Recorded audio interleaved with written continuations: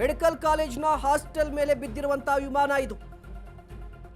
ವಿಮಾನ ಪತನದ ಸಂದರ್ಭದಲ್ಲಿ ಬಿಲ್ಡಿಂಗ್ನಲ್ಲಿ ಸ್ಟೂಡೆಂಟ್ಸ್ಗಳಿದ್ದ ಮಾಹಿತಿ ಕೂಡ ಇದೆ. ವಿಮಾನ ಬೀಳ್ತಾ ಇದ್ದಂತೆ ಬೃಹತ್ ಕಟ್ಟಡ ಹೊತ್ತಿ ಉರಿದಿದೆ. ಬಿಜೆ ಮೆಡಿಕಲ್ ಹಾಸ್ಟೆಲ್ ಇದು. ವಿಮಾನ ಪತನವಾಗಿರುವಂಥದ್ದು ಇಡೀ ಮೆಡಿಕಲ್ ಹಾಸ್ಟೆಲ್ ಮೇಲೆ. ನೋಡಿ, ಹಾಸ್ಟೆಲ್ ಮೇಲೆ ವಿಮಾನ ಪತನವಾಗಿದೆ. ಅದರ ಅರ್ಥ ಈ ಹಾಸ್ಟೆಲ್ನಲ್ಲೂ ಕೂಡ ವಿದ್ಯಾರ್ಥಿಗಳಿದ್ರು. ಒಂದು ವಿಮಾನದಲ್ಲಿ ಇದ್ದಂಥ 242 ಮಂದಿ ಪ್ರಯಾಣಿಕರು, ಇದರ ಜೊತೆಗೆ ಹಾಸ್ಟೆಲ್ನಲ್ಲಿ ಇದ್ದಂತಹ ವಿದ್ಯಾರ್ಥಿಗಳ ಪ್ರಾಣ. ಈಗ ಪ್ರಶ್ನೆ ಇರುವಂಥದ್ದು, ರಕ್ಷಣಾ ಕಾರ್ಯಾಚರಣೆ ಹೇಗೆ ನಡೀತಾ ಇದೆ? ಗಮನಿಸ್ತಾ ಇರ್ಬೋದು, ಒಂದು ಕಡೆ ವಿದ್ಯಾರ್ಥಿಗಳನ್ನು ಪ್ರಯಾಣಿಕರನ್ನು ಆಸ್ಪತ್ರೆಗೆ ಕರೆದುಕೊಂಡು ಬರ್ತಾ ಇದ್ರು, ಅವರನ್ನು ಆಸ್ಪತ್ರೆಗೆ ಕೂಡ ದಾಖಲು ಮಾಡ್ತಾ ಇದ್ರು.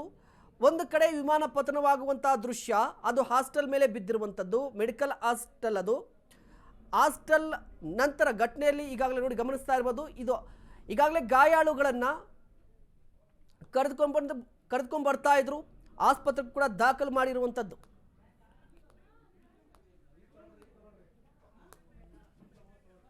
हम सीधे ये कहें कि जैसे कोई कलेजा काट दे। 244 से 45 लोग, जिसमें हमारे नागरिक, एयर होस्टेस, पायलट, उनकी पूरी टीम, सब लोग सम्मिलित हैं। और यह जहाज टेक ऑफ करते ही जमींदोज हो गया और एक बड़े ब्लास्ट के जखीरे की तरह से जो है हमारे लोगों की मरने की खबरें आ रही हैं। हम सिर्फ इतना ही चाहते हैं कि पूरा देश, 245 परिवार के लोगों ने अपनों को खो दिया है। ये भी खबर आ रही है कि साबिक वज़ीर आला विजय रूपानी साहब, ये खबर उसमें सवाल थे।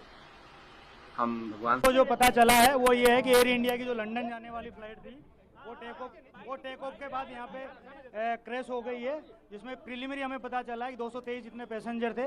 यहाँ पे जिस बिल्डिंग के ऊपर गिरी है वो डॉक्टर्स का हॉस्टल है। इंसिडेंट बनने के विदिन 2-3 मिनट्स में पुलिस, बाकी सभी बॉडियाँ, सिविल एडमिनिस्ट्रेशन, कॉर्पोरेशन वगैरह सभी लोग आ गए थे। फायर फाइटर वगैरह स्थल पे हाजिर है। लोगों को बचाने की और रेस्क्यू करने की कार्रवाई जारी है। ऑलमोस्ट 70 से 80% एरिया हमने क्लीन कर लिया, बाकी आने समय में हम लोग क्लियर कर लेंगे। मैं सभी मीडिया के मित्रों से रिक्वेस्ट करता हूं, सभी हमसे सहयोग करें।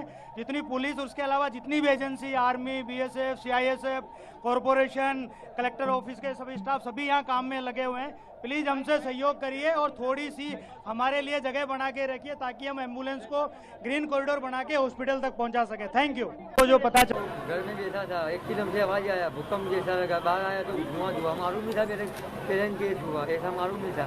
फिर यहाँ पे आए, फिर मालूम चला। यहाँ के क्या देखा आपने? यहाँ के पेरेंट केस हुआ है, बॉडी बहुत सारी बड़ी है। घर में बैठा था, एकदम से आवाज आया, भूकंप जैसा लगा, बाहर आया तो धुआं मालूम नहीं था, मेरे पेरेंट केस हुआ, ऐसा मालूम नहीं था। फिर यहाँ पे आए, फिर मालूम चला। यहाँ के क्या देखा आपने? यहाँ के पेरेंट केस हुआ है, बॉडी बहुत सारी बड़ी है। भावना बहन, आपके कौन आ रहे थे और कौन सी फ्लाइट में आ रहे थे, और अभी क्या सिचुएशन लग रही है आपको? हमारी बहन जा रही थी, 1 बजे जा रही थी, 1:10 की फ्लाइट थी और जा रही थी लंदन। तो लंदन जाने से पहले ही क्रैश हो गया प्लेन। भावना बहन, आपके कौन आ रहे थे और कौन सी फ्लाइट में आ रहे थे, और अभी क्या सिचुएशन? ಗಮನಿಸ್ತಾ ಇರಬಹುದು, ಅಲ್ಲಿ ಪ್ರತ್ಯಕ್ಷದರ್ಶಿಗಳು ಕೂಡ ಹೇಳ್ತಾ ಇದ್ರು ಯಾವ ರೀತಿಯಾಗಿ ಘಟನೆ ಸಂಭವಿಸಿತು ಅಂತ ಹೇಳಿ. ವಿಮಾನ ಪತನವಾಗ್ತಾ ಇದ್ದಂತೆ ಒಂದು ಭೂಕಂಪದ ರೀತಿಯಲ್ಲಿ ಸೌಂಡ್ ಬಂತು, ನಮ್ಗೆ ಅದೇ ರೀತಿಯಾಗಿ ಭೂಕಂಪದ ಅನುಭವ ಆಯಿತು ಅಂತ ಹೇಳಿ ಒಂದು ಪ್ರತ್ಯಕ್ಷದರ್ಶಿ ಹೇಳ್ತಾ ಇದ್ರು. ಮತ್ತೊಂದು ಕಡೆ ಅಧಿಕಾರಿ ಕೂಡ ಹೇಳ್ತಾ ಇದ್ರು, ಹೌದು ಘಟನೆ ಸಂಭವಿಸಿದೆ, ಘಟನೆ ಸಂಭವಿಸಿದ ನಂತರ ನಾವು ಕಾರ್ಯಪ್ರವೃತ್ತರಾದ್ವಿ, ಅಲ್ಲಿದ್ದಂಥ ಸ್ಥಳೀಯರನ್ನು ಸ್ಥಳಾಂತರ ಮಾಡಿದ್ವಿ, ಗಾಯಾಳುಗಳನ್ನು ಕೂಡ ಸ್ಥಳಾಂತರ ಮಾಡಿದ್ವಿ ಅಂತ ಕೂಡ ಹೇಳ್ತಾ ಇದ್ರು. ಮತ್ತೊಂದು ಕಡೆ ದೃಶ್ಯಾವಳಿಯಲ್ಲಿ ಗಮನಿಸ್ತಾ ಇರ್ಬೋದು, ಸದ್ಯ ಈ ಹಾಸ್ಟೆಲ್ ಬಳಿ ಯಾವ ರೀತಿ ಪರಿಸ್ಥಿತಿ ಇತ್ತು ಅಂತ ಹೇಳಿ. ಹಾಸ್ಟೆಲ್ ಬಳಿ ಕೂಡ ಬೆಂಕಿಯನ್ನು ನಂದಿಸುವಂಥ ಪ್ರಯತ್ನಕ್ಕೆ ಮುಂದಾಗಿರುವಂಥದ್ದು ಅಗ್ನಿಶಾಮಕ ಸಿಬ್ಬಂದಿ. ಕಂಪ್ಲೀಟ್ ಆಗಿ ಹಾಸ್ಟೆಲ್ ಕೂಡ ಸುಟ್ಟು ಭಸ್ಮವಾಗಿದೆ. ಗಮನಿಸ್ತಾ ಇರ್ಬೋದು, ಇದು ಹಾಸ್ಟೆಲ್ನ ದೃಶ್ಯಾವಳಿಗಳು. ಹಾಸ್ಟೆಲ್ ಕೂಡ ಸುಟ್ಟು ಭಸ್ಮವಾಗಿದೆ ಕಂಪ್ಲೀಟ್ ಆಗಿ. ವಿಮಾನ ಪತನವಾಗ್ತಾ ಇದ್ದಂತೆ ಹಾಸ್ಟೆಲ್ ಕೂಡ ಬೆಂಕಿ ಹೊತ್ಕೊಂಡಿತ್ತು. ಇಡೀ ಹಾಸ್ಟೆಲ್ ಕೂಡ ಸುಟ್ಟು ಭಸ್ಮವಾಗಿದೆ. ನೋಡಿ, ಹಾಸ್ಟೆಲ್ ಅಂತ ಹೇಳಿದ್ರೆ ಬೆಡ್ಗಳಿರುತ್ತೆ, ಅದೇ ರೀತಿಯಾಗಿ ನಿಮಗೆ ಸಿಲಿಂಡರ್ಗಳು ಕೂಡ ಇರುತ್ತೆ, ಅಡುಗೆ ಮಾಡಲಿಕ್ಕೆ ಬೆಡ್ಗಳಿರುತ್ತೆ, ಪುಸ್ತಕಗಳಿರುತ್ತೆ, ಅವೆಲ್ಲವೂ ಕೂಡ ಸುಟ್ಟು ಭಸ್ಮವಾಗಿದೆ. ಅಂದರೆ ಈ ಬೆಂಕಿಯ ಕೆನ್ನಾಲಿಗೆ ಅವು ಕೂಡ ಸಪೋರ್ಟ್ ಮಾಡಿರುವಂಥದ್ದು, ಅಂದರೆ ಈ ಬೆಂಕಿಯ ಕೆನ್ನಾಲಿಗೆ ಅವು ಕೂಡ ಸುಟ್ಟು ಭಸ್ಮವಾಗಿದೆ. ಜೊತೆಗೆ ಡೆಸ್ಕ್ಗಳನ್ನು ಕೂಡ ಗಮನಿಸ್ತಾ ಇದ್ರಿ, ಅವೆಲ್ಲವೂ ಕೂಡ ಸುಟ್ಟು ಭಸ್ಮವಾಗಿರುವಂಥದ್ದು. ಇದ್ರ ಜೊತೆಗೆ ಅಲ್ಲಿ ಸದ್ಯಕ್ಕೆ ರಕ್ಷಣಾ ಕಾರ್ಯಾಚರಣೆ ಹೇಗೆ ನಡೀತಾ ಇದೆ ಅನ್ನೋದನ್ನು ನೋಡ್ತಾ ಇದ್ದಾರೆ. ರಕ್ಷಣಾ ಕಾರ್ಯಾಚರಣೆ ಕೂಡ ತ್ವರಿತಗತಿಯಲ್ಲಿ ಆಗ್ತಾ ಇರುವಂಥದ್ದು, ಸಾಗರೋಪಾದಿಯಲ್ಲಿ ರಕ್ಷಣಾ ಕಾರ್ಯಾಚರಣೆ ನಡೀತಾ ಇದೆ. ಒಂದು ಕಡೆ ಬೆಂಕಿಯನ್ನು ನಂದಿಸುವಂಥ, ಅಂದರೆ ಹೊಗೆ ಕೂಡ ಬೆಂಕಿ ಕಾಣಿಸ್ಕೋತಾ ಇಲ್ಲ, ಬಟ್ ಹೊಗೆ ಕಾಣಿಸ್ಕೋತಾ ಇರುವಂಥದ್ದು. ಸೊ ಹೊಗೆಯನ್ನು ಕೂಡ ಹೊಗೆ ಇದೆ, ಅದರ ಅರ್ಥ ಇನ್ನೂ ಕೂಡ ಅದರ ಉಷ್ಣಾಂಶ ಹಂಗೆ ಇರುವಂಥದ್ದು. ಹೀಗಾಗಿ ಬೆಂಕಿಯನ್ನು ನಂದಿಸ್ತಾ ಇದ್ದಾರೆ. ನೀವು ಕೂಡ ದೃಶ್ಯಾವಳಿಯಲ್ಲಿ ಗಮನಿಸ್ತಾ ಇರ್ಬೋದು, ಅಲ್ಲಿದ್ದಂಥ ಮರಗಳು ಕೂಡ ಸುಟ್ಟು ಭಸ್ಮವಾಗಿರುವಂಥದ್ದು. ಹಾಸ್ಟೆಲ್ ಮೇಲೆ ವಿಮಾನ ಪತನವಾಗಿದೆ.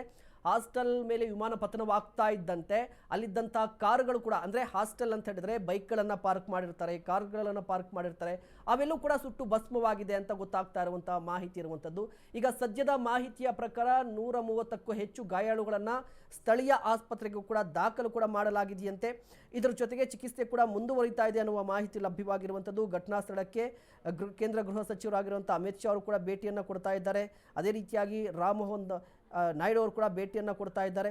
ಅಂದರೆ ಒಂದು ಕಡೆ ಸದ್ಯಕ್ಕೆ ರಕ್ಷಣಾ ಕಾರ್ಯಾಚರಣೆ ತ್ವರಿತಗತಿಯಲ್ಲಿ ನಡೀತಾ ಇರುವಂಥದ್ದು. ಇದರ ಜೊತೆಗೆ ಘಟನೆ ಬಗ್ಗೆ ಒಂದಿಷ್ಟು ತನಿಖೆಗೂ ಕೂಡ ಆದೇಶವನ್ನು ಹೊರಡಿಸಲಾಗಿದೆ. ತನಿಖೆಯ ನಂತರ ಯಾವ ಕಾರಣಕ್ಕಾಗಿ, ಅಂದರೆ ಏನು ರೀಸನ್, ಸ್ಪೆಸಿಫಿಕ್ ಆಗಿ ಏನು ರೀಸನ್ ಇತ್ತು, ತಾಂತ್ರಿಕ ದೋಷದಿಂದಲೇ ಆಗಿದೆಯಾ ಅಥವಾ ಯಾವುದಕ್ಕಾದರೂ ಡಿಕ್ಕಿ ಏನಾದರೂ ಹೊಡೆದಿತ್ತಾ, ಹೀಗೆ ಒಂದಿಷ್ಟು ಪ್ರಶ್ನೆಗಳಿರುವಂಥದ್ದು. ಈ ಪ್ರಶ್ನೆಗಳಿಗೆ ಉತ್ತರ ಕೂಡ ಸಿಗುತ್ತೆ. ಬಟ್ ಈ ಅತಿ ದೊಡ್ಡ ದುರಂತ ಅಂತೂ ಸಂಭವಿಸಿರುವಂಥದ್ದು. ಅತಿ ದೊಡ್ಡ ದುರಂತ ಅಂದರೆ ನೋಡಿ, 2020ರಲ್ಲೂ ಕೂಡ ಒಂದು ಘಟನೆ ನಡೆದಿತ್ತು ಕೇರಳದಲ್ಲಿ. ಅದರ ಹಿಂದೆ ಕೂಡ 2015ರಲ್ಲೂ ಕೂಡ ಇದೇ ರೀತಿಯಾಗಿ ಘಟನೆ ನಡೆದಿತ್ತು. ಅಂದರೆ ಈ ಸಾವಿನ ಸಂಖ್ಯೆಯನ್ನು ಗಮನಿಸ್ತಾ ಇದ್ದಂತಹ ಸಂದರ್ಭದಲ್ಲಿ ಅದರ ಅರ್ಥ ಏನು ಅಂತ ಹೇಳಿದ್ರೆ, ಭಾರತದಲ್ಲಿ ಸಾಕಷ್ಟು ಬಾರಿ ವಿಮಾನಕ್ಕೆ ಸಂಬಂಧಪಟ್ಟಂತೆ ವಿಮಾನ ದುರಂತಗಳು ಸಂಭವಿಸಿದೆ. 1950ರಿಂದ 2020ರವರೆಗೂ ಕೂಡ ಸಾಕಷ್ಟು ಅವಘಡಗಳು ಸಂಭವಿಸಿರುವಂಥದ್ದು. 2020ರ ನಂತರ ಈಗ 25 ಕಳೆದ 5 ವರ್ಷದಲ್ಲಿ ಸಂಭವಿಸಿರುವಂಥ ಅತಿ ದೊಡ್ಡ ದುರಂತ ಅಂತ ಇದು ಗೊತ್ತಾಗ್ತಾ ಇರುವಂಥದ್ದು. ನೋಡಿ, 1950ರಲ್ಲಿ ನಡೆದಿತ್ತು ಇದೇ ರೀತಿಯ ಘಟನೆ. ಆಗ 48 ಮಂದಿ ಸಾವನ್ನಪ್ಪಿದ್ರು. 1966ರಲ್ಲಿ 117 ಮಂದಿ ಸಾವನ್ನಪ್ಪಿದ್ರು. ಎಸ್, ವಿದ್ಯಾರ್ಥಿಗಳು ಹಾಸ್ಟೆಲ್ನಲ್ಲಿ ಇದ್ದಾಗಲೇ ವಿಮಾನ ಪತನವಾಗಿದೆ. ಊಟ ಮಾಡುವ ಸಂದರ್ಭದಲ್ಲಿ ಕಟ್ಟಡದ ಮೇಲೆ ಬಿದ್ದಿರುವಂತಹ ವಿಮಾನ ಇದು. 50ಕ್ಕೂ ಹೆಚ್ಚು ವಿದ್ಯಾರ್ಥಿಗಳು ಹಾಸ್ಟೆಲ್ನಲ್ಲಿ ಇದ್ದ ಮಾಹಿತಿ ಲಭ್ಯವಾಗಿದೆ. ಅದರ ಅರ್ಥ 300ಕ್ಕೂ ಹೆಚ್ಚು ಜನರು ಸಿಲುಕಿಕೊಂಡಿದ್ದಾರೆ. BJ ಮೆಡಿಕಲ್ ಕಾಲೇಜಿನ ಹಾಸ್ಟೆಲ್ನ ಮೇಲೆ ವಿಮಾನ ಬಿದ್ದಿದೆ. ಮೆಘಾನಿಯಲ್ಲಿರುವಂಥ BJ ಮೆಡಿಕಲ್ ಕಾಲೇಜಿನ ಹಾಸ್ಟೆಲ್ ಇದು. ಊಟದ ಸಮಯ ಹೌದು, 1 ಗಂಟೆ ಅಂತ ಹೇಳಿದ್ರೆ ಸಾಮಾನ್ಯವಾಗಿ ಹಾಸ್ಟೆಲ್ನಲ್ಲಿ ಊಟದ ಸಮಯವಾಗಿರುತ್ತೆ. ಎಲ್ಲರೂ ಕೂಡ ಊಟ ಮಾಡ್ತಾ ಇದ್ರು. 50ಕ್ಕೂ ಹೆಚ್ಚು ವಿದ್ಯಾರ್ಥಿಗಳು ಇದ್ರು ಅಂತ ಗೊತ್ತಾಗ್ತಾ ಇದೆ. ಊಟದ ಸಮಯದಲ್ಲಿ ವಿಮಾನ ಪತನವಾಗಿದೆ ಅನ್ನುವ ಮಾಹಿತಿ ಕೂಡ ಗೊತ್ತಾಗ್ತಾ ಇರುತ್ತೆ. ನೋಡಿ, ಹಾಸ್ಟೆಲ್ ವಿದ್ಯಾರ್ಥಿಗಳು ಇದ್ರು, 50ಕ್ಕೂ ಹೆಚ್ಚು ವಿದ್ಯಾರ್ಥಿಗಳು ಇದ್ರಂತೆ ಊಟದ ಹೊತ್ತಿಗೆ. ಅಂದರೆ ನೋಡಿ, 1 ಗಂಟೆ ಸುಮಾರಿಗೆ 1 ಗಂಟೆಯಿಂದ 2 ಗಂಟೆವರೆಗೂ ಕೂಡ ಯಾವುದೇ ಹಾಸ್ಟೆಲ್ ಇರ್ಬೋದು, ಊಟದ ಸಮಯ ಆಗಿರುತ್ತೆ. ಎಲ್ಲರೂ ಕೂಡ ವಿದ್ಯಾರ್ಥಿಗಳು ಕೂಡ ಬಂದಿರ್ತಾರೆ ಕಾಲೇಜುಗಳಿಂದ, ಆ ತರಗತಿಗಳನ್ನು ಮುಗಿಸ್ಕೊಂಡು ಇದು ಊಟದ ಸಮಯ ಅಂತ ವಿದ್ಯಾರ್ಥಿಗಳು ಬಂದಿರ್ತಾರೆ. 50ಕ್ಕೂ ಹೆಚ್ಚು ವಿದ್ಯಾರ್ಥಿಗಳು ಈ ಹಾಸ್ಟೆಲ್ನಲ್ಲಿ ಇದ್ರು ಅಂತ ಹೇಳಿದ್ರೆ ಆಲ್ಮೋಸ್ಟ್ ನಿಮಗೆ 50ಕ್ಕೂ ಹೆಚ್ಚು ವಿದ್ಯಾರ್ಥಿಗಳು ಅಂತ ಹೇಳಿದ್ರೆ ಒಂದು 50 ವಿದ್ಯಾರ್ಥಿಗಳಂತೂ ಊಟ ಮಾಡ್ತಾ ಇದ್ರು. ಇದೇ ಸಂದರ್ಭದಲ್ಲಿ ವಿಮಾನ ಪತನವಾಗಿರುವಂಥದ್ದು ಈ ಹಾಸ್ಟೆಲ್ ಮೇಲೆ. ಏಕಾಏಕಿಯಾಗಿ ವಿಮಾನ ಪತನವಾಗ್ತಾ ಇದ್ದಂತೆ ಒಂದು ರೀತಿಯಾಗಿ ಭೂಕಂಪದ ವಾತಾವರಣ ಮತ್ತು ಆ ರೀತಿಯ ಸದ್ದು ಬಂದಿದೆ. ಅಲ್ಲಿದ್ದಂತಹ ಸ್ಥಳೀಯರು ಕೂಡ ಆತಂಕಗೊಂಡಿದ್ರು. ಬಟ್ ಇಲ್ಲಿ ಪ್ರಶ್ನೆ ಇರುವಂಥದ್ದು, ಆ ವಿದ್ಯಾರ್ಥಿಗಳ ಪರಿಸ್ಥಿತಿ ಹೇಗಿದೆ ಈಗ ಅಂತ. ಹೌದು, ನಾವು ಕೂಡ ದೃಶ್ಯಾವಳಿಯಲ್ಲಿ ಗಮನಿಸ್ತಾ ಇದ್ವಿ, ಬೆಂಕಿಯ ಕೆನ್ನಾಲಿಗೆ ಯಾವ ರೀತಿಯಾಗಿ ಹೊತ್ಕೊಂಡಿತ್ತು, ಅದಾದ ನಂತರ ಬೆಂಕಿ ಯಾವ ರೀತಿಯಾಗಿ ತನ್ನ ಕಬಂಧ ಬಾವುಗಳನ್ನು ವ್ಯಾಪಿಸ್ತು, ಇದೆಲ್ಲವೂ ಕೂಡ ನೋಡ್ತಾ ಇದ್ವಿ. ನೋಡಿ, ಒಂದು ಕಡೆ ಹಾಸ್ಟೆಲ್ನ ಪರಿಸ್ಥಿತಿ ಹೇಗಿದೆ ಅಂತ ಹೇಳಿ, ವಿಮಾನ ಪತನ ಆದ ನಂತರ ಹಾಸ್ಟೆಲ್ನ ಪರಿಸ್ಥಿತಿ ಹೇಗಿದೆ ಅನ್ನೋದನ್ನು ಗಮನಿಸ್ತಾ ಇದ್ದೀರಾ. ಎಸ್, ಹೊಗೆ ಯಾವ ರೀತಿಯಾಗಿ ಆವರಿಸಿಕೊಂಡಿತ್ತು ಅನ್ನೋದ್ರ ಬಗ್ಗೆ ನೋಡ್ತಾ ಇದ್ರೆ ನೋಡಿ, ಎಲ್ಲರೂ ಕೂಡ ಆತಂಕ. ಒಬ್ಬರು ಹೇಳ್ತಾ ಇದ್ರು ಪ್ರತ್ಯಕ್ಷದರ್ಶಿಗಳು, ಒಂದು ರೀತಿಯಾಗಿ ಭೂಕಂಪದ ವಾತಾವರಣ ಇತ್ತು, ಭೂಕಂಪದ ಅನುಭವ ಆಯಿತು, ಏನೋ ಭೂಕಂಪವೇ ಸಂಭವಿಸ್ತಾ ಅನ್ನುವ ರೀತಿಯಲ್ಲಿ ಅನುಭವ ಆಗಿತ್ತು ಅಂತ ಹೇಳಿ. ಎಸ್, ಹೊಗೆ ಆವರಿಸ್ಕೊಳ್ತು, ಎಲ್ಲವೂ ಕೂಡ ಬೂದಿ. ಎಸ್, ನೋಡಿ, ಈಗ ಲಗೇಜ್ ಗಮನಿಸ್ತಾ ಇರ್ಬೋದು. ವಿಮಾನದಲ್ಲಿ ಇದ್ದಂಥ ಲಗೇಜ್ ಬಾಕ್ಸ್ಗಳು, ಲಗೇಜನ್ನು ಕೂಡ ಗಮನಿಸ್ತಾ ಇರ್ಬೋದು. ವಿಮಾನದಲ್ಲಿ 242 ಮಂದಿ ಪ್ರಯಾಣ ಮಾಡ್ತಾ ಇದ್ರು, ಅವರ ಲಗೇಜ್ಗಳು ಕೂಡ ಇತ್ತು. ಈಗ ಲಗೇಜ್ಗಳನ್ನು ಒಂದು ಕಡೆ ಇಡುವಂಥ ಪ್ರಯತ್ನವನ್ನು ಮಾಡ್ತಾ ಇದ್ದಾರೆ. ವಿಮಾನಯಾನ ಲಗೇಜ್ಗಳಿದ್ದು ನೋಡಿ, ಪತನದ ನಂತರ ವಿಮಾನ ಕಂಪ್ಲೀಟ್ ಆಗಿ ಸುಟ್ಟು ಭಸ್ಮವಾಗಿದೆ. ಈಗ ಬೆಂಕಿಯನ್ನು ನಂದಿಸಿದ ಬಳಿಕ ಲಗೇಜ್ಗಳಿತ್ತಲ್ವ, ಆ ಲಗೇಜ್ಗಳನ್ನು ಕೂಡ ಒಂದು ಕಡೆ ಹಾಕ್ತಾ ಇರುವಂಥದ್ದು. ಲಗೇಜ್ಗಳನ್ನು ಒಂದು ಕಡೆ ಹಾಕ್ತಾ ಇದ್ದಾರೆ. ಎಸ್, ಕೆಲವೇ ಹೊತ್ತಲ್ಲಿ ಅಹಮದಾಬಾದ್ಗೆ ಅಮಿತ್ ಶಾ ಅವರು ಆಗಮನ ಅಂದರೆ ಭೇಟಿ ಕೊಡ್ತಾರೆ. ಮೋದಿ ಸೂಚನೆಯ ಬೆನ್ನಲ್ಲೇ ಅಹಮದಾಬಾದ್ಗೆ ನರೇಂದ್ರ ಮೋದಿ ಅವರು ಒಂದು ಸೂಚನೆಯನ್ನು ಕೊಟ್ಟಿದ್ದಾರೆ. ಅಹಮದಾಬಾದ್ಗೆ ಹೋಗಿ ಅಂತ ಗೃಹ ಸಚಿವರು ಕೂಡ ಇನ್ನೇನು ಕೆಲವೇ ಹೊತ್ತಲ್ಲಿ ಹೋಗ್ತಾರೆ. ದುರಂತದ ಸ್ಥಳ ಪರಿಶೀಲನೆ ನಡೆಸ್ತಾರೆ ಗೃಹ ಸಚಿವರು. ಈಗಾಗಲೇ ಅಧಿಕಾರಿಗಳಿಂದ ಮಾಹಿತಿಯನ್ನು ಕೂಡ ಪಡೆದುಕೊಂಡಿದ್ದಾರೆ. ಇನ್ನೇನು ಕೆಲವೇ ಹೊತ್ತಲ್ಲಿ ಗುಜರಾತ್ಗೆ ಹೋಗ್ತಾರೆ. ನೋಡಿ, ಗುಜರಾತ್ ಅಂತ ಹೇಳಿದ್ರೆ ನರೇಂದ್ರ ಮೋದಿ ಅವರ ತವರು ರಾಜ್ಯ, ಅಮಿತ್ ಶಾ ಅವರ ತವರು ರಾಜ್ಯ. ವಿಶೇಷವಾದ ಆಸಕ್ತಿ ಇರುತ್ತೆ. ಈಗ ತವರು ರಾಜ್ಯದಲ್ಲಿ ನಡೆದಿರುವಂತಹ ಘಟನೆ ಇದು ಅಹಮದಾಬಾದ್ನಲ್ಲಿ. ಹೀಗಾಗಿ ನರೇಂದ್ರ ಮೋದಿ ಅವರು ವಿಶೇಷವಾದ ಆಸಕ್ತಿ ಮತ್ತು ಮುತುವರ್ಜಿಯನ್ನು ವಹಿಸಿ ಕೆಲಸ ಮಾಡಬೇಕಾಗುತ್ತೆ. ಅಲ್ಲಿ ಸ್ಥಳೀಯವಾಗಿರುವಂಥ ಆಡಳಿತ, ರಾಜ್ಯ ಸರ್ಕಾರ ಕೂಡ BJP, ಸೊ ಅವ್ರಿಗೂ ಕೂಡ ಹೆಚ್ಚಿನ ಜವಾಬ್ದಾರಿ ಇರುತ್ತೆ. ಒಂದು ಕಡೆ ಗಾಯಾಳುಗಳ ಪರಿಸ್ಥಿತಿ, ಚಿಕಿತ್ಸೆಯನ್ನು ಕೊಡಲಾಗ್ತಾ ಇದೆಯಾ ಇಲ್ವಾ ಅದ್ರ ಬಗ್ಗೆ ತನಿಖೆ ನಡೆಸಬೇಕು. ಅದ್ರ ಬಗ್ಗೆ ಒಂದಿಷ್ಟು ಗಮನಿಸ್ತಾ ಇರ್ಬೋದು. ನಾನು ಈಗಾಗಲೇ ಹೇಳ್ತಾ ಇದ್ದೆ, ಹಾಸ್ಟೆಲ್ ಬಳಿ ಇದ್ದಂಥ ಕಾರುಗಳು ಕೂಡ ಸುಟ್ಟು ಭಸ್ಮವಾಗಿದೆ ಅಂತ ಹೇಳಿ. ನೋಡಿ, ಮೆಡಿಕಲ್ ಹಾಸ್ಟೆಲ್ ಅಂತ ಹೇಳಿದ್ರೆ ವಿದ್ಯಾರ್ಥಿಗಳಿದ್ರು, ಪಾರ್ಕಿಂಗಲ್ಲಿ ಕಾರ್ಗಳಿತ್ತು, ಬೈಕ್ಗಳಿತ್ತು, ಎಲ್ಲವೂ ಕೂಡ ಕಂಪ್ಲೀಟ್ ಆಗಿ ಆ ಹಾಸ್ಟೆಲ್ನಲ್ಲಿದ್ದಂಥ ಎಲ್ಲವೂ ಕೂಡ ಸುಟ್ಟು ಭಸ್ಮವಾಗಿರುವಂಥದ್ದು. ಒಂದು ಕಡೆ ವಿಮಾನ ಸುಟ್ಟು ಭಸ್ಮವಾಗಿದೆ. ಅದೇ ಸಂದರ್ಭದಲ್ಲಿ ಹಾಸ್ಟೆಲ್ ಕಟ್ಟಡ ಅಂತ, ಹಾಸ್ಟೆಲ್ ಅಂತ ಹೇಳಿದ್ರೆ ನಿಮಗೆ ಹಾಸಿಗೆಗಳಿರುತ್ತೆ, ಬೆಡ್ಗಳಿರುತ್ತೆ, ಚೇರ್ಗಳಿರುತ್ತೆ, ಡೆಸ್ಕ್ಗಳಿರುತ್ತೆ, ಪುಸ್ತಕಗಳಿರುತ್ತೆ. ಅದೇ ರೀತಿಯಾಗಿ ಬೈಕ್ಗಳನ್ನು ಪಾರ್ಕ್ ಮಾಡಿರ್ತಾರೆ, ಕಾರ್ಗಳನ್ನು ಕೂಡ ಪಾರ್ಕ್ ಮಾಡಿರ್ತಾರೆ. ಇದ್ರ ಜೊತೆಗೆ ಈ ಊಟ ಮಾಡಬೇಕು ಅಂತ ಹೇಳಿದ್ರೆ ಒಂದಿಷ್ಟು ವಸ್ತುಗಳನ್ನು ಕೂಡ ಸಂಗ್ರಹಿಸಿಟ್ಟಿರ್ತಾರೆ. ಗ್ಯಾಸ್ ಸಿಲಿಂಡರ್ಗಳಾಗಿರ್ಬೋದು, ಎಲ್ಲವೂ ಕೂಡ ಇರುತ್ತೆ. ಅವೆಲ್ಲವೂ ಕೂಡ ಸುಟ್ಟು ಭಸ್ಮವಾಗಿದೆ. ಈಗ ಪ್ರಶ್ನೆ ಇರುವಂಥದ್ದು 50ಕ್ಕೂ ಹೆಚ್ಚು ವಿದ್ಯಾರ್ಥಿಗಳ ಸ್ಥಿತಿ ಹೇಗಿದೆ, ಅದು ಕೂಡ ಪ್ರಶ್ನೆ ಆಗಿರುವಂಥದ್ದು. ಜೊತೆಗೆ ಅವರು ಗಾಯಕ್ಕೆ ಒಳಗಾಗಿದ್ರೆ ಅವರಿಗೆ ಚಿಕಿತ್ಸೆ ನೀಡಲಾಗ್ತಾ ಇದೆಯಾ, ಎಲ್ಲಿ ಚಿಕಿತ್ಸೆಯನ್ನು ಕೊಡ್ತಾ ಇದ್ದಾರೆ. ಇದ್ರ ಜೊತೆಗೆ ನೋಡಿ, ಅಲ್ಲಿನ ಸರ್ಕಾರ ಈಗಾಗಲೇ ಒಂದು ಸಹಾಯವಾಣಿಯನ್ನು ಕೂಡ ತಿಳಿದಿರುವಂಥದ್ದು. ಅಂದರೆ ಈ ಪರಿಸ್ಥಿತಿಯನ್ನು ಗಮನಿಸಿದಂತಹ ಸಂದರ್ಭದಲ್ಲಿ ವಿದ್ಯಾರ್ಥಿಗಳ ಪೋಷಕರು, ಕುಟುಂಬಸ್ಥರು ಆತಂಕಕ್ಕೀಡಾಗಿರ್ತಾರೆ. ಆ ಹಾಸ್ಟೆಲ್ನಲ್ಲಿ ಇದ್ದಂತಹ ವಿದ್ಯಾರ್ಥಿಗಳ ಸ್ಥಿತಿ ಹೇಗಿದೆ ಅನ್ನೋದರ ಆತಂಕ ಪೋಷಕರಲ್ಲಿ ಇದ್ದೇ ಇರುತ್ತೆ. ಅವರು ಕೂಡ ಕಾಲ್ ಮಾಡ್ತಾ ಇರ್ತಾರೆ, ಅವ್ರ ಬಗ್ಗೆ ಡೀಟೇಲ್ಸ್ ಅನ್ನು ಪಡೆದುಕೊಳ್ಬೇಕಾಗುತ್ತೆ. ಇನ್ನು ಲಗೇಜ್ಗಳನ್ನು ಒಂದು ಕಡೆಯಿಂದ ಮತ್ತೊಂದು ಕಡೆ ಇಡ್ತಾ ಇರುವಂಥ ದೃಶ್ಯಗಳನ್ನು ಗಮನಿಸ್ತಾ ಇರ್ಬೋದು. ಒಂದು ಕಡೆ ಲಗೇಜ್ಗಳನ್ನು ಇಡ್ತಾ ಇದ್ರೆ ಲಗೇಜ್ಗಳಲ್ಲಿ ಕೂಡ ಒಂದಿಷ್ಟು ಮಾಹಿತಿ ಲಭ್ಯವಾಗಿರುತ್ತೆ. ಯಾರೆಲ್ಲ ಪ್ರಯಾಣ ಮಾಡಿದ್ರು, ಅವರ ಡೀಟೇಲ್ಸ್ ಏನಾದರೂ ಲಭ್ಯವಾಗುತ್ತಾ, ಅವ್ರಿಗೆ ಸಂಬಂಧಪಟ್ಟಂಥ ಮಾಹಿತಿ ಕೂಡ ಇರುತ್ತೆ. ನೋಡಿ, ಇಂತಹ ಅವಘಡದಲ್ಲಿ ಕಂಪ್ಲೀಟ್ ಆಗಿ ಸುಟ್ಟು ಭಸ್ಮ ಆಗಿಬಿಟ್ಟಿರ್ತಾರೆ ಒಂದಿಷ್ಟು ಮೃತದೇಹಗಳು ಕೂಡ. ಅಂದರೆ 242 ಮಂದಿ ಪ್ರಯಾಣ ಮಾಡಿದ್ರು. ಇದ್ರ ಜೊತೆಗೆ ಬೆಂಕಿ ಕಾಣಿಸಿಕೊಂಡ ಸಂದರ್ಭದಲ್ಲಿ ಸುಟ್ಟು ಭಸ್ಮವಾಗಿರುವ ಸಾಧ್ಯತೆಗಳು ಹೆಚ್ಚಿರುತ್ತೆ. ಈ ಲಗೇಜ್ಗಳಿಂದ ಅವರ ವಿಳಾಸ ಕೂಡ ಗೊತ್ತಾಗುವ ಚಾನ್ಸಸ್ ಇರುವಂಥದ್ದು. ನಾನು ಈಗಾಗಲೇ ಹೇಳ್ತಾ ಇದ್ದೆ, 1950ರಿಂದ 2020ರವರೆಗೆ ನಡೆದಂಥ ಏರ್ ಇಂಡಿಯಾ ವಿಮಾನ ಪತ್ರಗಳ ಬಗ್ಗೆ ಒಂದಿಷ್ಟು ಡೀಟೇಲ್ಸನ್ನು ಕೊಡ್ತಾ ಇದ್ದೆ. ನೋಡಿ, 1966ರಲ್ಲಿ ಜನವರಿ 24ನೇ ತಾರೀಕು ಕೂಡ ಮುಂಬೈನಿಂದ ಲಂಡನ್ಗೆ ಪ್ರಯಾಣ ಮಾಡ್ತಾ ಇದ್ದಂಥ ಏರ್ ಇಂಡಿಯಾ ವಿಮಾನ ಫ್ರಾನ್ಸ್ನ ಮಾಂಟ್ ಬ್ಲಾಕ್ನಲ್ಲಿ ಪತನವಾಗುತ್ತೆ. ಆಗಲೂ ಕೂಡ ಬರೋಬ್ಬರಿ 117 ಮಂದಿ ಸಾವನ್ನಪ್ಪಿಡ್ತಾರೆ. ಇದಾದ ಬಳಿಕ 1978ರಲ್ಲಿ ಏರ್ ಇಂಡಿಯಾ ವಿಮಾನ 855 ಕೂಡ ಪತನವಾಗಿರುತ್ತೆ. 1978 ಜನವರಿ 1ನೇ ತಾರೀಕು ಇಡೀ ವಿಶ್ವ ಹೊಸ ವರ್ಷದ, ನೋಡಿ ಜನವರಿ 1ನೇ ತಾರೀಕು ಹೊಸ ವರ್ಷ, ಅವತ್ತೇ ಪತನವಾಗಿರುವಂಥದ್ದು 1978ರಲ್ಲಿ. ಆದರೆ ಮುಂಬೈನಲ್ಲಿ ದೊಡ್ಡ ದುರಂತ ಒಂದು ನೋಡಿ, ಆಗ ಅಪಘಾತ ಸಂಭವಿಸಿದ್ದು ಮುಂಬೈನಲ್ಲಿ ಅಂತ ಗೊತ್ತಾಗ್ತಾ ಇದೆ. ಟೇಕಪ್ ಆದ ಕೆಲವೇ ಹೊತ್ತಲ್ಲಿ ಪತನವಾಗಿತ್ತು. ಬರೋಬ್ಬರಿ 213 ಮಂದಿ ಸಾವನ್ನಪ್ಪಿದ್ರು. ಎಷ್ಟು ಕ್ಷಣದ ಮಾಹಿತಿಯನ್ನು ಪಡೆದುಕೊಳ್ತಾ ಇದ್ದಾರೆ ನರೇಂದ್ರ ಮೋದಿ ಅವರು. ಈಗಾಗಲೇ ನಾನು ಹೇಳ್ತಾ ಇದ್ದೆ, ಗುಜರಾತ್ ನರೇಂದ್ರ ಮೋದಿ ಅವರ ತವರು ರಾಜ್ಯ. ಬರೋಬ್ಬರಿ 15 ವರ್ಷಗಳ ಕಾಲ ಅವರು ಕೂಡ CM ಆಗಿದ್ರು. 15ಕ್ಕೂ ಹೆಚ್ಚು ವರ್ಷಗಳ ಕಾಲ CM ಆಗಿದ್ರು. ಗುಜರಾತ್ನ ಹಿಂಚಿಂಚು ಮಾಹಿತಿ ಇದೆ ಅವರಿಗೆ. ಗುಜರಾತ್ ಬಗ್ಗೆ ವಿಶೇಷವಾದ ಆಸಕ್ತಿ ಇದ್ದೇ ಇರುತ್ತೆ. ಕಾರಣ ತವರು ರಾಜ್ಯದಲ್ಲಿ ಇಂಥ ಅವಘಡ ಸಂಭವಿಸಿದೆ. ಹೀಗಾಗಿ ಕಂಪ್ಲೀಟ್ ಮಾಹಿತಿಯನ್ನು ಕೂಡ ಪಡೆದುಕೊಳ್ತಾ ಇರುವಂಥದ್ದು. ವಿಮಾನಯಾನ ಸಚಿವರಾಗಿರುವಂಥ ರಾಮ್ ಮೋಹನ್ ನಾಯ್ಡು ಅವರ ಜೊತೆಗೆ ಮಾತುಕತೆಯನ್ನು ನಡೆಸಿದ್ದಾರೆ. ಗೃಹ ಸಚಿವರ ಜೊತೆಗೆ ಕೂಡ ಮಾತುಕತೆಯನ್ನು ನಡೆಸಿದ್ರು. ಅಧಿಕಾರಿಗಳಿಂದ ಕೂಡ ಮಾತುಕತೆಯನ್ನು ಪಡಿಸಿದ್ರು. ನೋಡಿ, ನಾನು ಈಗಾಗಲೇ ಹೇಳ್ತಾ ಇದ್ದೆ, 1978 ಜನವರಿ 1ನೇ ತಾರೀಕು ಮುಂಬೈನಲ್ಲೂ ಕೂಡ ಏರ್ ಇಂಡಿಯಾ ವಿಮಾನ ಪತನವಾಗುತ್ತೆ. ಅದು ಟೇಕ್ ಆಫ್ ಆದಂಥ ಕೆಲವೇ ಕ್ಷಣಗಳಲ್ಲಿ ಪತನವಾಗಿದ್ದು ಅರಬ್ಬಿ ಸಮುದ್ರದಲ್ಲಿ ಬಿದ್ದಿತ್ತು. ಟೇಕ್ ಆಫ್ ಆಗಿ ಕೆಲವೇ ಕ್ಷಣಗಳಲ್ಲಿ ವಿಮಾನ ಪತನವಾಗುತ್ತೆ ಅರಬ್ಬಿ ಸಮುದ್ರಕ್ಕೆ. 23 ಮಂದಿ ಸಿಬ್ಬಂದಿ ಇರ್ತಾರೆ. ಒಟ್ಟಾರೆಯಾಗಿ 213 ಮಂದಿ ಸಾವನ್ನಪ್ತಾರೆ. ಆಗ ರೀಸನ್ ಏನು ಆ ವಿಮಾನ ಪತನಕ್ಕೆ ಅಂತ ಹೇಳಿದ್ರೆ, ವಿಮಾನದಲ್ಲಿದ್ದಂತಹ ಯಂತ್ರೋಪಕರಣಗಳ ವಿಫಲತೆ, ಅಂದರೆ ತಾಂತ್ರಿಕ ದೋಷದಿಂದಾಗಿ ಈ ದುರಂತ ಸಂಭವಿಸುತ್ತೆ. ಇದಾದ ಬಳಿಕ 1985ರಲ್ಲಿ ಏರ್ ಇಂಡಿಯಾ ವಿಮಾನದಲ್ಲಿ ಬಾಂಬ್ ಸ್ಫೋಟಗೊಳ್ಳುವವರೆಗೂ ಕೂಡ ಏರ್ ಇಂಡಿಯಾದ ಅತಿ ದೊಡ್ಡ ದುರಂತವಾಗಿತ್ತೆ. ನೋಡಿ, ಇಡೀ ಏರ್ ಇಂಡಿಯಾ ವಿಮಾನದ ದುರಂತದ ಇತಿಹಾಸವನ್ನು ನೋಡಿದ್ರೆ, ಏರ್ ಇಂಡಿಯಾ ವಿಮಾನ ದುರಂತಕ್ಕೆ ಸಂಬಂಧಪಟ್ಟಂತೆ ಇತಿಹಾಸದಲ್ಲಿ 1978 ಜನವರಿ 1ನೇ ತಾರೀಕು ಸಂಭವಿಸಿರುವಂಥ ದುರಂತವೇ ಅತಿ ದೊಡ್ಡ ದುರಂತ. ಬರೋಬ್ಬರಿ 213 ಮಂದಿ ಸಾವನ್ನಪ್ಪಿದ್ರು. ಆಗ ಇದೇ ರೀತಿಯಾಗಿ ಅಂದರೆ ಯಂತ್ರೋಪಕರಣದಲ್ಲಿ ವಿಫಲತೆ ಅಂದರೆ ತಾಂತ್ರಿಕ ದೋಷ ಕಾಣಿಸ್ಕೊಂಡಿತ್ತು ಅಂತ. ಇನ್ನು 1985ರಲ್ಲೂ ಕೂಡ ಇದೇ ರೀತಿಯಾಗಿ ಒಂದು ಘಟನೆ ಸಂಭವಿಸಿತು. ಎಸ್, ಗಮನಿಸ್ತಾ ಇರುವುದು ನರೇಂದ್ರ ಟ್ವೀಟ್ ಮಾಡಿ ಸಂತಾಪವನ್ನು ಸೂಚಿಸಿದ್ದಾರೆ. ಅಹಮದಾಬಾದ್ ವೆಗಾನಿ ಪ್ರದೇಶದಲ್ಲಿ ವಿಮಾನ ಪತನವಾಗಿದೆ. ಈಗಾಗಲೇ 100ಕ್ಕೂ ಹೆಚ್ಚು ಮಂದಿ ಸಾವನ್ನಪ್ಪಿದ್ದಾರೆ ಎನ್ನುವ ಮಾಹಿತಿ ಲಭ್ಯವಾಗಿರುವಂಥದ್ದು. ಅಹಮದಾಬಾದ್ ವಿಮಾನ ದುರಂತ ದಿಗ್ಭ್ರಮೆಗೊಳಿಸಿದೆ. ವಿಮಾನ ದುರಂತಕ್ಕೆ ಪ್ರಧಾನಿ ನರೇಂದ್ರ ಮೋದಿ ಅವರು ಕೂಡ ಸಂತಾಪವನ್ನು ಸೂಚಿಸಿದ್ದಾರೆ. ಮೃತರು ಗಾಯಾಳುಗಳ ಕುಟುಂಬಸ್ಥರ ಜೊತೆ ನಾವಿದ್ದೇವೆ. ಸಚಿವರು ಮತ್ತು ಅಧಿಕಾರಿಗಳ ಜೊತೆ ಸಂಪರ್ಕದಲ್ಲಿದ್ದೇನೆ. ಕೇಂದ್ರದಿಂದ ಎಲ್ಲಾ ರೀತಿಯ ಬೆಂಬಲ ಕೊಡ್ತೀವಿ ಅಂತ ಹೇಳಿ ನರೇಂದ್ರ ಮೋದಿ ಅವರು ಈಗ ಟ್ವೀಟ್ ಅನ್ನ ಮಾಡಿದ್ದಾರೆ. ಇದು ಪದಗಳಿಗೂ ಮೀರಿದ ಹೃದಯ ವಿದ್ರಾವಕ ದುರಂತ. ದಿಗ್ಭ್ರಮೆಗೊಳಿಸಿದೆ ಈ ದುರಂತ. ನರೇಂದ್ರ ಮೋದಿ ಅವರ ಟ್ವೀಟ್ ಇದು. ಸಂತಾಪವನ್ನು ಸೂಚಿಸಿದ್ದಾರೆ.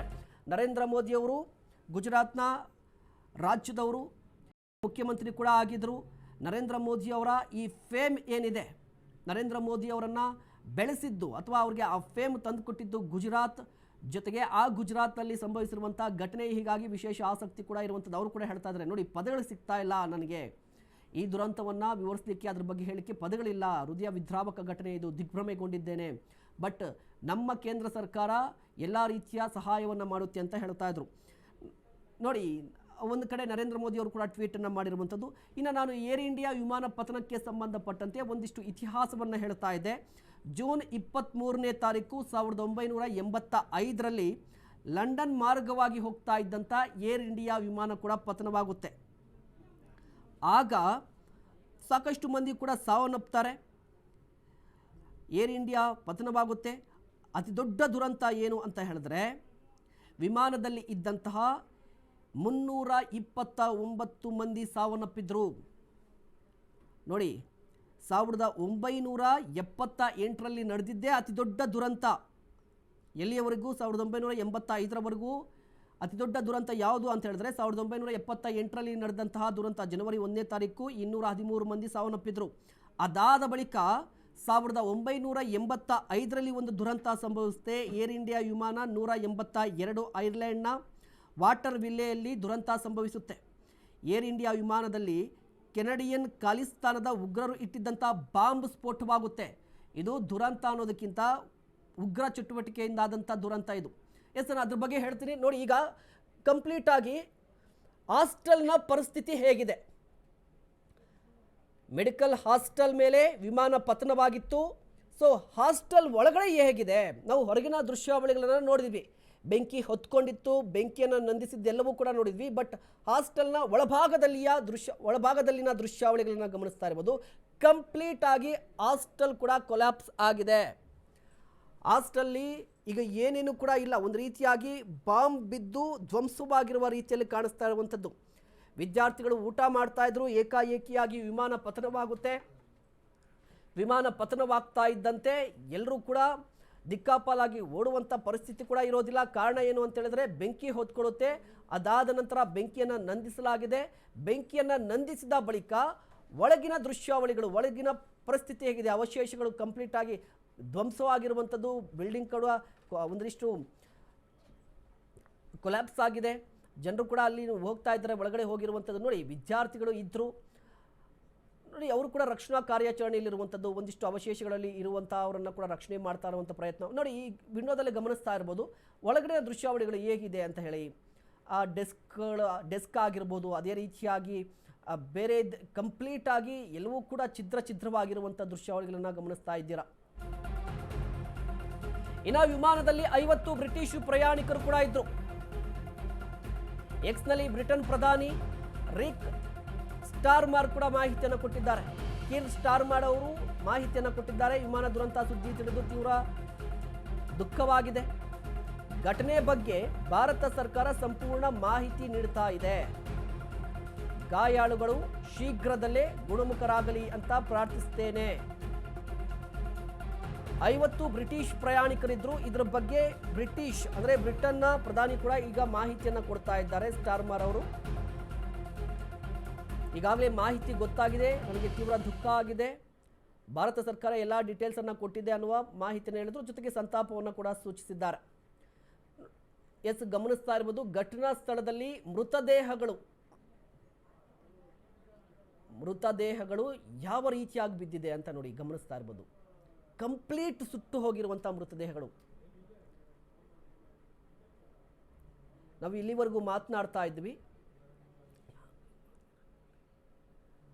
ಘಟನಾ ಸ್ಥಳದಲ್ಲಿ ಹೇಗಿದೆ ಪರಿಸ್ಥಿತಿ ಅಂತ ಹೇಳಿ. ಗಮನಿಸ್ತಾ ಇರ್ಬೋದು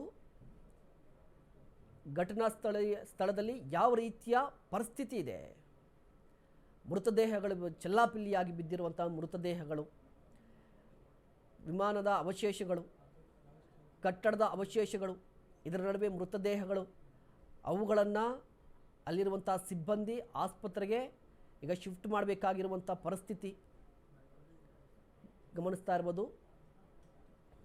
ಮೆಗಾನಿ ಪ್ರದೇಶದ ಮೆಡಿಕಲ್ ಹಾಸ್ಟೆಲ್ನ ಮುಂಭಾಗದ ದೃಶ್ಯಾವಳಿಗಳನ್ನು ಗಮನಿಸ್ತಾ ಇದ್ದೀರಾ. ಎಸ್, ಸುಟ್ಟು ಕರಕಲಾಗಿರುವಂಥ ಮೃತದೇಹಗಳು ಕೂಡ ಅಲ್ಲೇ ಇರುವಂಥದ್ದು. ಒಂದು ಕಡೆ ಮೃತದೇಹಗಳನ್ನು ಶಿಫ್ಟ್ ಮಾಡುವಂಥ ಕೆಲಸ ಕೂಡ ಆಗ್ತಾ ಇದೆ, ಕಾರ್ಯಾಚರಣೆ ಮುಂದುವರೆದಿದೆ. ಮತ್ತೊಂದು ಕಡೆ ಮೃತದೇಹಗಳು ಅಲ್ಲೇ ಇರುವಂಥದ್ದು, ಅವಶೇಷಗಳಿದೆ. ಆ ಮೃತದೇಹಗಳ ಬಗ್ಗೆ ಮಾಹಿತಿ ಗೊತ್ತಿಲ್ಲ, ಅದರ ಅರ್ಥ ಯಾರದ್ದು, ಅವರ ವಿಳಾಸ ಏನು, ಅವ್ರ ಹೆಸರೇನು ಗೊತ್ತಿಲ್ಲ ಇನ್ನೂ ಕೂಡ. ಅವ್ರ ಕುಟುಂಬಸ್ಥರ ಪರಿಸ್ಥಿತಿಯನ್ನು ಊಹೆ ಮಾಡಿಕೊಳ್ಳಿ. ಇದೇ ಕಾರಣಕ್ಕಾಗಿ ಸಹಾಯವಾಣಿಯನ್ನು ಕೂಡ ಗುಜರಾತ್ ಸರ್ಕಾರ ಈಗಾಗಲೇ ಓಪನ್ ಮಾಡಿದೆ. ಬರೋಬ್ಬರಿ 242 ಮಂದಿ ಪ್ರಯಾಣಿಕರಿದ್ದಂಥ ವಿಮಾನ ಏಕಾಏಕಿಯಾಗಿ ಪತನವಾಗುತ್ತೆ ಅಂತ ಹೇಳಿದ್ರೆ ಅದರ ತೀವ್ರತೆ ಎಷ್ಟರ ಮಟ್ಟಿಗೆ ಇದೆ ಅನ್ನೋದೀಗ ಗೊತ್ತಾಗ್ತಾ ಇದೆ. ಸಾವು ನೋವಿನ ಬಗ್ಗೆ ಅಧಿಕೃತವಾಗಿ ಮಾಹಿತಿ ಇಲ್ಲ. ಬಟ್ ಆ ದೃಶ್ಯವನ್ನು, ವಿಮಾನ ಪತನವಾದಂಥ ದೃಶ್ಯವನ್ನು ಗಮನಿಸಿದರೆ, ದೃಶ್ಯಾವಳಿಗಳನ್ನು ಗಮನಿಸಿದರೆ ಗೊತ್ತಾಗುತ್ತೆ ಎಷ್ಟು ದೊಡ್ಡ ದುರಂತ ಸಂಭವಿಸಿದೆ ಅಂತ ಹೇಳಿ. ಒಂದು ಕಡೆ ವಿಮಾನದಲ್ಲಿ ಇದ್ದಂತಹ ಪ್ರಯಾಣಿಕರ ಪ್ರಾಣ, ಎಸ್ ಗಮನಿಸ್ತಾ ಇರ್ಬೋದು ಮೃತದೇಹಗಳಲ್ಲೇ ಇತ್ತು. ಇದರ ಜೊತೆಗೆ ಹಾಸ್ಟೆಲ್ನಲ್ಲಿ ಇದ್ದಂತಹ 50ಕ್ಕೂ ಹೆಚ್ಚು ವಿದ್ಯಾರ್ಥಿಗಳು ಏನಾದರೂ ಹೆಚ್ಚು ಕಡಿಮೆ ನಿಮಗೆ 300 ಮಂದಿ ಈ ದುರಂತದಲ್ಲಿ ಸಿಲುಕಿಕೊಂಡಿರುವಂಥದ್ದು. ಹೌದು, ಈಗಾಗಲೇ ಒಂದಿಷ್ಟು ಡೀಟೇಲ್ಸ್ ಲಭ್ಯವಾಗ್ತಾ ಇರುವಂಥದ್ದು, ಗಾಯಾಳುಗಳನ್ನು ಸ್ಥಳೀಯ ಆಸ್ಪತ್ರೆಗೆ ದಾಖಲು ಮಾಡಲಾಗಿದೆ ಅಂತ ಹೇಳಿ. ಬಟ್ ಸ್ಥಳೀಯ ಆಸ್ಪತ್ರೆಗೆ ದಾಖಲು ಮಾಡಲಾಗಿದ್ದರೂ ಕೂಡ ಸಾವಿನ ಸಂಖ್ಯೆ ಜಾಸ್ತಿ ಆಗುವ ಸಾಧ್ಯತೆ ಇದೆ. ಸುಟ್ಟು ಕರಕಲಾಗಿರುವಂಥ ಮೃತದೇಹಗಳನ್ನು ನೋಡ್ತಾ ಇದ್ದೀರಿ, ಅವರ ಲಗೇಜ್ಗಳನ್ನು ಒಂದು ಕಡೆ ಇಡ್ತಾ ಇರುವಂಥ ದೃಶ್ಯಾವಳಿಯನ್ನು ನೋಡ್ತಾ ಇದ್ದೀರಿ. ಇತ್ತೀಚಿನ ವರ್ಷಗಳಲ್ಲಿ ವಿಮಾನ ದುರಂತಕ್ಕೆ ಸಂಬಂಧಪಟ್ಟಂಥ ಅತಿ ದೊಡ್ಡ ದುರಂತ ಇದು ನೋಡಿ. ಏರ್ ಇಂಡಿಯಾ ವಿಮಾನದಲ್ಲಿ ಮಾಜಿ CM ಕೂಡ ಪ್ರಯಾಣ ಮಾಡ್ತಾ ಇದ್ರು. ಮಗಳನ್ನು ಭೇಟಿ ಮಾಡಲಿಕ್ಕೆ ಲಂಡನ್ಗೆ ಹೋಗ್ತಾ ಇದ್ರು ವಿಜಯ್ ರೂಪಾನಿಯವರು. ವಿಮಾನದ ಸೀಟ್ ನಂಬರ್ 12ರಲ್ಲಿ ಕುಳಿತಿದ್ರು ವಿಜಯ್ ರೂಪಾನಿಯವರು. ಲಂಡನ್ಗೆ ಪ್ರಯಾಣ ಬೆಳೆಸ್ತಾ ಇದ್ರು ಗುಜರಾತ್ನ ಮಾಜಿ CM. ಅವರು ಪ್ರಾಣಾಪಾಯದಿಂದ ಪಾರಾಗಿದ್ದಾರೆ ನೋಡಿ. ಇದೇ ವಿಮಾನದಲ್ಲಿ ಲಂಡನ್ಗೆ ನೋಡಿ, ಪ್ರತಿದಿನ ಲಂಡನ್ಗೆ, ದೆಹಲಿಯಿಂದ ಲಂಡನ್ಗೆ ಹೋಗುವಂಥ ವಿಮಾನ ಇದು. ಪ್ರತಿದಿನ ಹೋಗುತ್ತೆ ವಯಾ ಅಹಮದಾಬಾದ್, ಅಂದರೆ ದೆಹಲಿಯಿಂದ ಅಹಮದಾಬಾದಿಂದ ನೇರವಾಗಿ ಲಂಡನ್ಗೆ ಹೋಗುವಂತಹ ವಿಮಾನ ಇದು. ಇದೇ ಕಾರಣಕ್ಕಾಗಿ ವಿಜಯ್ ರೂಪಾನಿಯವರು ಕೂಡ ಲಂಡನ್ನಲ್ಲಿ ಇದ್ದಂಥ ಮಗಳನ್ನು ನೋಡಲಿಕ್ಕೆ ಹೋಗ್ತಾ ಇದ್ರು. ಸೀಟ್ ನಂಬರ್ 12 ಅವರು ಸೀಟ್ ನಂಬರ್ ಕೂಡ ಗೊತ್ತಾಗಿರುವಂಥದ್ದು. ಅವರು ಕೂಡ ಈ ವಿಮಾನದಲ್ಲಿ ಇದ್ದರು. ಅದೃಷ್ಟವಶಾತ್ ಅವರು ಪ್ರಾಣಾಪಾಯದಿಂದ ಪಾರಾಗಿದ್ದಾರೆ. ಅವರಿಗೆ ಚಿಕಿತ್ಸೆ ಕೂಡ ಮುಂದುವರಿತಾ ಇದೆ ಅಂತ ಮಾಹಿತಿ ಗೊತ್ತಾಗ್ತಾ ಇರುವಂಥದ್ದು ನೋಡಿ. 100ಕ್ಕೂ ಹೆಚ್ಚು ಮಂದಿ ಈ ದುರಂತದಲ್ಲಿ ಸಾವನ್ನಪ್ಪಿರುವುದು ಸ್ಪಷ್ಟವಾಗ್ತಾ ಇದೆ. ಆದರೆ ಏರ್ ಇಂಡಿಯಾ ವಿಮಾನ ಪತನವಾದಂಥ ಸಂದರ್ಭದಲ್ಲಿ ಅತಿ ದೊಡ್ಡ ದುರಂತ ಯಾವತ್ತು ಸಂಭವಿಸಿತು, ಅತಿ ದೊಡ್ಡ ಸಾವು ನೋವು ಸಂಭವಿಸಿದ್ದು 1985 ಜೂನ್ 23ನೇ ತಾರೀಕು. ಖಲಿಸ್ತಾನಿ ಉಗ್ರರು ಇಟ್ಟಿದ್ದಂಥ ಬಾಂಬ್ ಸ್ಫೋಟವಾಗಿ ವಿಮಾನದಲ್ಲಿ ಇದ್ದಂತಹ 329 ಮಂದಿ ಸಾವನ್ನಪ್ಪಿದ್ರು. ಇದರಲ್ಲಿ ಬರೋಬ್ಬರಿ 268 ಕೆನಡಿಯನ್ ನಾಗರಿಕರಿದ್ದರು, 27 ಬ್ರಿಟಿಷ್ ಪ್ರಜೆಗಳಿದ್ದರು, 24 ಭಾರತದ ಪ್ರಜೆಗಳು ಇದ್ದರು. ಕೆನಡಾದ ಇತಿಹಾಸದಲ್ಲಿ ಇದೊಂದು ಬೃಹತ್ ಸಮೂಹ ಕೊಲೆ ಅಂತ ಕೂಡ ಇದನ್ನು ಹೇಳಲಾಗ್ತಾ. ಗಮನಿಸ್ತಾ ಇರ್ಬೋದು. ಈಗ ಅಧಿಕಾರಿಗಳು ಸ್ಥಳಕ್ಕೆ ಹೋಗಿದ್ದಾರೆ. ಅಧಿಕಾರಿಗಳು ಸ್ಥಳಕ್ಕೆ ಹೋಗಿ ಈಗ ಜನರು ಕೂಡ ಧಾವಿಸಿರುವಂಥದ್ದು, ಜನರು ಕೂಡ ಸಾಕಷ್ಟು ಸಂಖ್ಯೆಯಲ್ಲಿದ್ದಾರೆ, ಬಂದಿದ್ದಾರೆ. ಅವರನ್ನು ಒಂದು ರೀತಿಯಾಗಿ ಅಲ್ಲಿನ ಜಾಗ ಖಾಲಿ ಮಾಡಬೇಕು. ಯಾಕೆ ಅಂತ ಹೇಳಿದರೆ ಒಂದು ಕಡೆ ತನಿಖೆ ನಡೀತಾ ಇರುವಂಥದ್ದು, ರಕ್ಷಣಾ ಕಾರ್ಯಾಚರಣೆ ನಡೀಬೇಕಾಗಿದೆ. ಹೀಗಾಗಿ ಎಲ್ಲದಕ್ಕೂ ಕೂಡ ಅನುವು ಮಾಡಿಕೊಡಿ ಅಂತ ಹೇಳಿ ಮನವಿಯನ್ನು ಕೂಡ ಮಾಡ್ಕೋತಾ ಇದ್ರು. ಇನ್ನು 1982ರಲ್ಲೂ ಕೂಡ ಚೆನ್ನೈ ಮಾರ್ಗವಾಗಿ ಹೋಗ್ತಾ ಇದ್ದಂಥ ಏರ್ ಇಂಡಿಯಾ ವಿಮಾನ 403 ಕೂಡ ರನ್ವೇ ಸಂದರ್ಭದಲ್ಲೇ ಲ್ಯಾಂಡಿಂಗ್ ಆಗುವಂಥ ಸಂದರ್ಭದಲ್ಲಿ ಪತನವಾಗಿತ್ತು. ರನ್ವೇಯಲ್ಲಿ ಲ್ಯಾಂಡಿಂಗ್ ಆಗುವಂಥ ಸಂದರ್ಭದಲ್ಲಿ 1982 ಜೂನ್ 21ನೇ ತಾರೀಕು ಲ್ಯಾಂಡ್ ಆಗುವಂಥ ಸಂದರ್ಭದಲ್ಲಿ ಪತನವಾಗಿತ್ತು. ಏರ್ ಇಂಡಿಯಾ 403 ವಿಮಾನ ರನ್ವೇಯಲ್ಲಿ ಪತನವಾಗಿತ್ತು. ಆಗ 15 ಮಂದಿ ಸಾವನ್ನಪ್ಪಿದ್ರು. ಆ ವಿಮಾನದಲ್ಲಿ 111 ಮಂದಿ ಪ್ರಯಾಣವನ್ನು ಮಾಡ್ತಾಯಿದ್ರು. 15 ಮಂದಿ ಸಾವನ್ನಪ್ಪಿದ್ರು, 25ಕ್ಕೂ ಹೆಚ್ಚು ಮಂದಿ ಗಾಯಗಳಾಗಿತ್ತು. ಇನ್ನು 2020ರಲ್ಲಿ ಕೇರಳದಲ್ಲಿ ನಡೆದಿದ್ದಂಥ ಘಟನೆ ಇದು. 2020 ಆಗಸ್ಟ್ 7ನೇ ತಾರೀಕು ಕೇರಳದ ಕರಿಪುರ್ ಅಂತಾರಾಷ್ಟ್ರೀಯ ವಿಮಾನ ನಿಲ್ದಾಣದಲ್ಲಿ ಏರ್ ಇಂಡಿಯಾ ವಿಮಾನ ಪತನ ಆಗುತ್ತೆ. ಲ್ಯಾಂಡ್ ಆಗ್ತಾ ಇದ್ದಂತೆ ಏರ್ ಇಂಡಿಯಾ ವಿಮಾನ ಪತನವಾಗುತ್ತೆ. ಅಂದರೆ ಗೋಡೆಗೆ ಡಿಕ್ಕಿ ಹೊಡೆಯುವಂಥದ್ದು, ವಿಮಾನ ಪಕ್ಕದ ಗೋಡೆಗೆ ಡಿಕ್ಕಿ ಹೊಡೆಯುತ್ತೆ. ಆಗಲೂ ಕೂಡ 14 ಮಂದಿ ಸಾವನ್ನಪ್ಪಿದ್ರು. ನೋಡಿ, ರಕ್ಷಣಾ ಕಾರ್ಯಾಚರಣೆ ಮುಂದುವರಿತಾ ಇದೆ.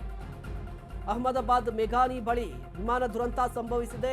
10ಕ್ಕೂ ಹೆಚ್ಚು ಅಗ್ನಿಶಾಮಕ ತಂಡದಿಂದ ಆಪರೇಷನ್ ಮುಂದುವರೆದಿರುವಂಥದ್ದು. ರಕ್ಷಣಾ ಕಾರ್ಯಾಚರಣೆಯಲ್ಲಿ 90 ಮಂದಿ NDRF ಸಿಬ್ಬಂದಿ ಕೂಡ ಭಾಗಿಯಾಗಿದ್ದಾರೆ.